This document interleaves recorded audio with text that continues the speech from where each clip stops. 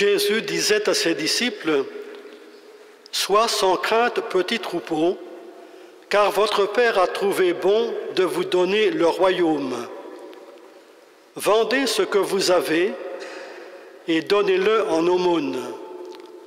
Faites-vous une bourse qui ne s'use pas, un trésor inépuisable dans les cieux, là où le voleur n'approche pas, où la mite ne ronge pas, car là où est votre trésor, là aussi sera votre cœur.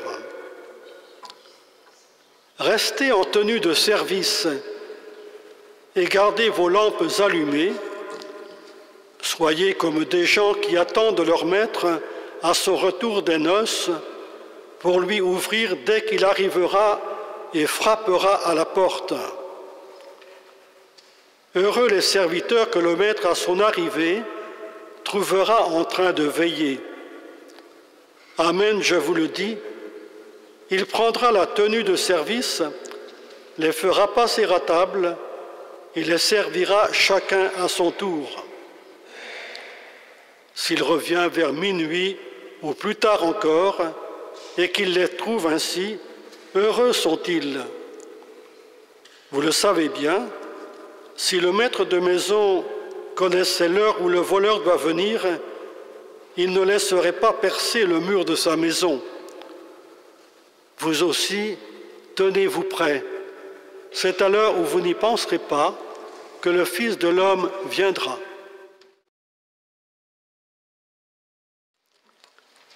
Tenez-vous prêts, restez en tenue de service, car vous ne savez pas quand le Seigneur viendra, nous dit Jésus dans l'Évangile. Un temps d'attente, un temps d'espérance, un temps d'ouverture à l'avenir en vivant au présent l'actualité. Un chemin de découverte, mais en même temps un avertissement. Les premiers chrétiens pensaient le retour de Jésus ressuscité tout proche, et ils se préparaient à sa venue. Au bout de quelque temps, ils ont compris que ce retour pouvait tarder. Et saint Paul leur dit, « Le Seigneur tarde à venir pour vous donner le temps de vous convertir. » Aujourd'hui, la mentalité est bien différente, sauf pour certaines sectes annonçant la fin du monde pour une date toujours démentie par les faits.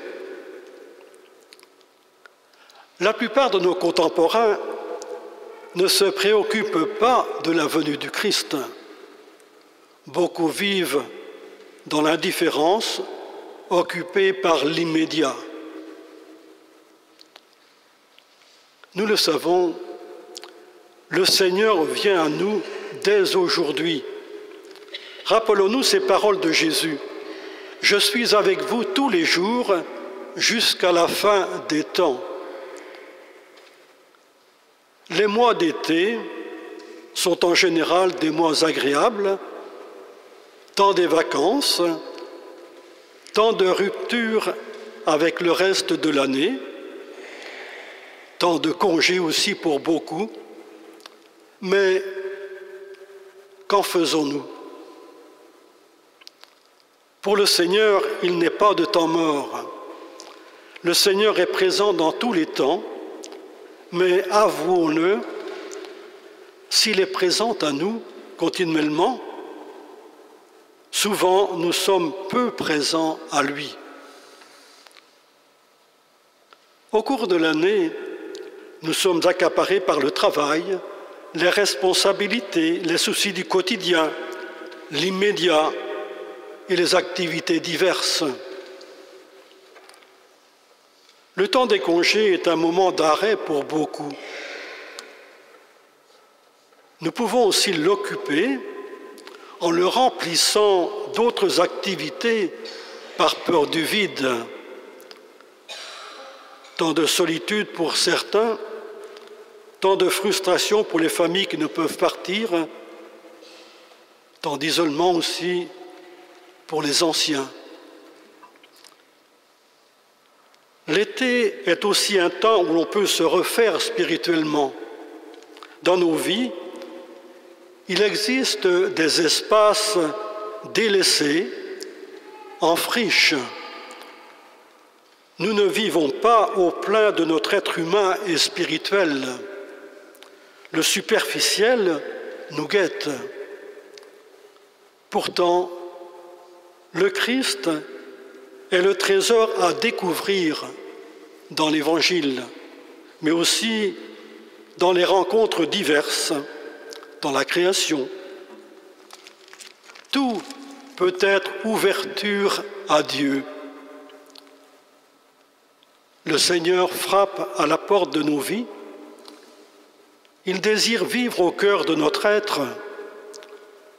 Le Seigneur se propose à nous par toutes les découvertes de la nature, par la contemplation de la création, par les œuvres d'art, par les églises et les monuments religieux édifiés au long de l'histoire. Le Seigneur se laisse voir aussi dans la joie d'un rassemblement d'églises avec les jeunes rassemblés à Rio, invités par le pape François. Oui, le Seigneur est présent aujourd'hui. Il se laisse découvrir, mais dans la foi. Cette attitude spirituelle qui, selon la lettre aux Hébreux que nous avons entendue, est le moyen de connaître des réalités qu'on ne voit pas et de posséder déjà ce qu'on espère.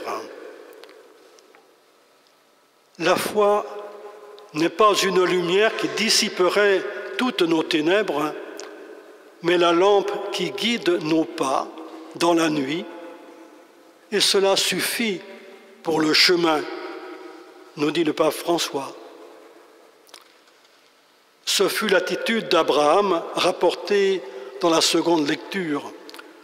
Tout au long de son existence, il vécut dans une attitude de service, attentif à découvrir la présence de Dieu sur son chemin de pèlerin. Les événements peuvent aussi nous permettre d'accueillir le Christ. Événements de joie pour rendre grâce, mais aussi événements douloureux et même les catastrophes accidentelles ou climatiques pour crier vers le Seigneur notre douleur. En ces mois d'été, la prière peut nourrir notre existence, unifier notre vie. Les rencontres peuvent nous permettre de partager notre foi en différentes occasions, en cheminant avec d'autres au cours de divers pèlerinages comme Lourdes, Compostelle ou celui du Trobrez. Autour de nous, si nous sommes attentifs, des personnes attendent un geste, un service, une écoute, une visite. Restez en tenue de service, gardez vos lampes allumées. Les lampes de la foi sont ces lumières sur le chemin pour y découvrir le Christ dans le service de nos frères. Ne marchons pas comme des aveugles sans nous soucier du but de notre marche et acceptons de reconnaître celui qui nous accompagne sur le chemin.